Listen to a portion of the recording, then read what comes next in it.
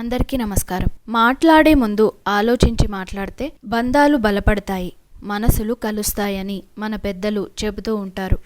అలాంటివి కథల ద్వారా జీవితానికి ఒక దిశ నిర్దేశం చేయాలని ఒక సంకల్పంతో డాక్టర్ గీతా చల్లా మానసిక నిపుణురాలు రాసిన ప్రేరణ 100 కథల పుస్తకం నుండి ఈరోజు మనం 51వ కథను చెప్పుకుందాం. కథ పేరు మాడిపోయిన రొట్టె ముక్క, మనసుకి కలిగిన బాధ. ఇంక మరి కథలోకి వెళ్ళిపోదామా? అబ్దుల్ కలాం గారి బాల్యం అమ్మా నాన్నల ప్రేమ ఆప్యాయతల మధ్య గడిచింది. కలాం వాళ్ళ నాన్న చాలా విలువలు పాటించే వ్యక్తి. కలాంకి కూడా చిన్నప్పటి నుంచి అతని చేతల ద్వారా విలువలను నేర్పించేవాడు. ఒకరోజు కలాం స్కూల్ నుండి వచ్చి హోంవర్క్ చేసుకొని ఆడుకోవడానికి వెళ్ళి రాత్రి ఇంటికి తిరిగి వచ్చాడు. అప్పుడు వాళ్ళ అమ్మ నాన్నకి చపాతీలు పెడుతుంది. కానీ అవి చాలా మాడిపోయి ఉన్నాయి.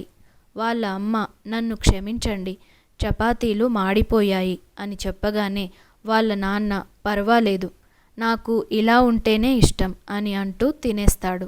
కలాంకు అర్థం కాక ఆశ్చర్యపోతాడు. రాత్రి పడుకునే ముందు అమ్మ లేని సమయం చూసి, నాన్న, నీకు నిజంగా మాడిపోయిన చపాతీలు ఇష్టమా?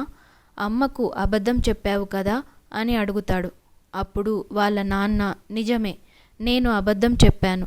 అలా మాడిపోయిన చపాతీలు తింటే నాకు జరిగే హాని కన్నా అమ్మని తిడితే తను పడే బాధ ఇంకా పెద్దది. కథలో మాట్లాడే ముందు ఆలోచించడం గురించి తెలుసుకున్నాం. మాటలు మానవ సంబంధాలు.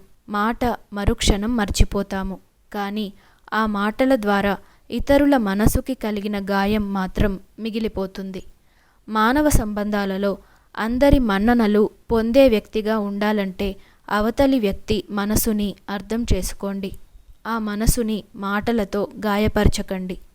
మన సంతోషం కోసం ఇతరులను బాధ పెట్టడం, మనం బాధలో ఉన్నాం కదా అని ఇతరులు కూడా బాధపడాలి అనుకోవడం, మనం ఎలా ఉన్నా ఇతరులు మాత్రం సంతోషంగా ఉండకూడదు అనుకోవడం, ఇవన్నీ కూడా శాడిజానికి నిదర్శనం.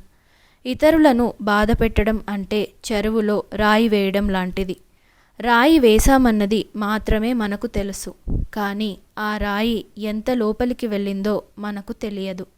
అదేవిధంగా మనిషి మనసు లోతుల్లో మీ మాట చేసే గాయాన్ని అంచనా వేయలేరు. అందుకే think twice before you talk. మీరు తెలిసో తెలియకో బాధ పెట్టిన 3 వ్యక్తులకు మనసులోనే సారీ చెప్పండి. ఇంతటితో ప్రేరణ 100 కథల పుస్తకం నుండి ఈరోజు మన 51వ కథ సమాప్తం.